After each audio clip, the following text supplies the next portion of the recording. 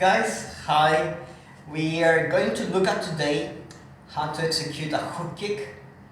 As the name suggests, it's a kick, a martial arts kick that hooks to the side. It's quite challenging to perform. It's difficult to understand if you don't see it and nobody has actually taught it to you. So we're going to break down all the modalities around it. Hopefully you will understand it a little bit better. What I'm really hoping for is that you will try it regardless of your ability or level of fitness, simply because the modalities which constitute this kick are amazing and you get a lot of gains from it. So let's start from the basics on this. Like almost every martial arts kick, I'm going to use my lead leg on this one, and like almost every martial arts kick, this one also starts from the chamber position. There are some exceptions to this rule. They don't apply here, and we may never cover them because they're so exceptional, but you need to remember that whether you're kicking with the back leg or the front leg, the chamber position is your initial starting point. The chamber position essentially is that you bring your knee up almost to hip height and you form a 90-degree angle with your foot, and from there you execute your kick.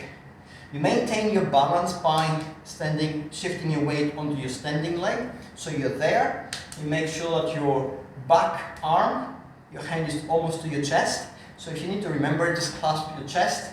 If not, you can just bring it like this. The arm of the leg you're kicking with usually points at the target. You don't necessarily need a target. I'm using one here to demonstrate the technique a little bit better, to help you sort of conceptualize it and imagine how it is against the target, and also to show you the different striking areas of the foot, and also to show you how the different heights of the kick are achieved. But definitely you don't need a bag, you can do it in midair, like most people do when they practice it. So we're going to start on this one. I'm going to start by kicking with the lead leg. As usual, my lead arm points to the target, my back arm comes to my chest, or my hand is on my chest here. What's going to happen is my standing leg is going to pivot on the ball of the foot so that my heel now almost points to the target. And the moment I do that, I'm in chamber position, and from there I just swing out. I'm going to do it a little bit more slowly so you can see it. I come up, here, swing, contact, and down. You'll see a couple of things here. The first thing that I've done is I retracted my leg. Now this is good from an energetic and mass management point of view, especially if you're in a sparring martial art stroke martial arts situation. Even traditional martial arts do not want you to drop your leg there. If you keep it there, gravity essentially kicks in, physics is undeniable, and you're going to sort of land where you wanted to, where you kicked. So basically it's going to be like this. I keep my leg there, boom, I landed. At this position I'm rooted to the spot, I have zero mobility, I can't do anything else. It's bad body management, it's bad in terms of how you control the space around you and your body within that space. So, you kick and you retract very quickly. From a fitness point of view, being able to retract your leg works both the agonist muscles which execute the kick and the antagonist ones which create stability by allowing you to retract it quickly.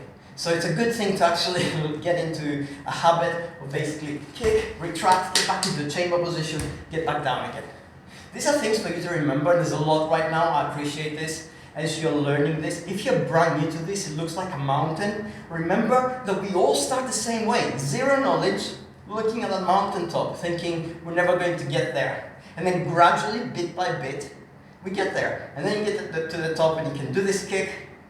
And instead of feeling a sense of achievement, which we should, immediately realize, oh, maybe I can do a more challenging kick, a more challenging variation. Maybe I can jump and spin on this one, which are definitely variations of this. And that's how it goes. This is amazing, so that's why it never stops. All right, so let's look at the kick now in terms of execution. Again, here's my target. I've got my distance within touching distance from my lead arm. I bring up my leg, I shift my body weight onto my back foot right now. My back foot basically anchors me to the floor. I've got my center of gravity over that foot. It spins, my heel points to the target, and from there, boom, I execute a kick. There's a couple of things to remember about striking areas. It's how you shape your foot. If you're in the chamber position and you're going to use your heel to hit a target, you point your toes upwards, you shape your foot that way, and there's my contact point, which is my heel. If I am going to use the flat of my foot, which I could, then basically I shape my foot accordingly by pointing my toes downwards like this, and I'll do this. More satisfying sound, definitely, but a lot less impact. This is the classic Bruce Lee kick. If you see in Bruce Lee movies where he moves around like this a little bit, and then he goes like that. Okay, that's the kick. Okay, it sounds really good. It looks amazing. It is amazing in terms of biomechanics, but that's what it is. Okay, it's not that difficult really, because you'll be able to do it by the end of this video, so you know there's no problem to it. Alright, if you want to execute it with the back leg now, there's a couple of things to remember. Basically, back leg, I need to shift it forward. I need to get my back leg down to the chamber position, and then I need to recreate the basic physics, which allows me to maintain my balance and kick with the front leg now. So if you remember before, we had the back leg, back foot pivots, heel points to the target, I'm kicking with the front leg. But if I'm going to kick with my back leg, now I need to shift my body forward, my front leg now is going to pivot, my heel is going to turn to almost point to the target, and I'm going to kick. I'm going to do it quickly to show you, and then slowly to show you, and then I'll switch legs so you can see a little bit better. So from here, quickly, it's like this, and back down. If I do it slowly, it's a light target. It's a light back, it moves a lot. So from here, if I do it slowly, boom, and back down. And if I change legs, I'm going to turn my back to you so you can see me kick. So from here, basically, I'm going to shift my body weight, boom, there. Okay. So it's not really that hard. What do you need to remember from all these things? Okay. Maintaining your balance, that's key. Your arm positioning, that's crucial. Your standing leg, that's absolutely pivotal. Joke intended. So really, you're on your standing leg, you've got your balance. If you want to practice just switching like this. If you can maintain this for a couple of seconds, maybe 3, 4, 5, 6, then you can basically do the kick. And that is all there is to it. It's not that hard to actually do. If you're doing it for fitness purposes, I highly recommend it. All the different modalities associated with this kick: balance, flexibility, tendon strength, arm positioning, foot positioning, body management, energy management, all these things. They're what make you feel great when you're living in your body and your body is your own. We're gonna have a link on YouTube in the comments box where we link to the Darebee kick guide. It's very detailed, it gives you a lot of this stuff. So if you have time, check it out. And what I'm gonna show you now before we close this video, I'm gonna show you how to get the height. Height needs a little bit of flexibility. The height in martial arts kicks always comes from the height of the knee itself. And what I just said sounds a little bit weird. I'll explain the weirdness, and I will explain how it's reconciled. Okay, but let's see how it works first. I'm gonna kick at midsection. I need to bring my leg to chamber position. My knee now lines up with the target at midsection.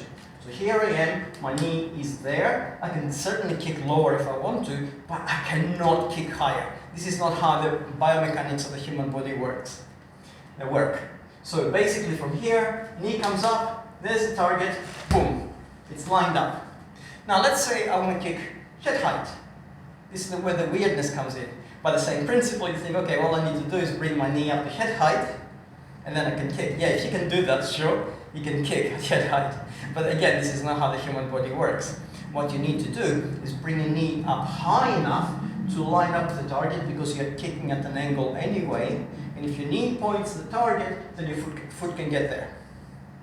I'll show you what I mean. I'm going to kick about there, which is about my head height. So basically I'm going to bring my knee up, the line's up there, and then I'm going to be able to boom, do that. If I do it a little bit faster, from here, there. Okay, so basically that's what I'm doing, and that's what you need to keep in mind. How do you train for that? Well, you can just go like this. Just practice your leg, bring your leg up like this. The other thing which I will say, which is self-evident, but I still need to mention it, is before you do any of these kicks, you need to warm up adequately. This goes for any martial arts kick. Hook kicks in particular, because activate so many parts of the human body in terms of muscles and tendons and ligaments that if you haven't warmed up, you will get injured. But even if you're lucky enough, if you don't get injured, you'll feel you can't do it, then you'll blame yourself. You said the kick is too hard, you're not fit enough, you're not flexible enough, you're not strong enough. It's none of these. You need to prepare your body. Prepare your body, the kick becomes easy. So really, for this kick, always make sure you warmed up. I warmed up before I did this. I did a lot of stretching and a little bit of jumping. I did a few kicks which were not hook kicks, then I did hook kicks. So I'm thoroughly warmed up. So now I just make it look easy from here. Okay. It's an amazing kick. I never tire of showing it off. So I hope this has helped you. Thank you for asking for this particular kick to be broken down the way I have broken it down. I really hope it helps. Keep bringing comments into the YouTube videos sometimes, or emails if you want to, on the Darebee website. And we will we take these on board every time. We don't always respond to them because we get so many, but we always take it on board, and it helps us decide what to do next. I really hope this has helped you. I hope this has given you a fresh impetus to try kicks if you haven't in the past. If you have tried kicks, I really hope you start trying the hook kick, because it will help elevate so many of your fitness attributes really, really quickly.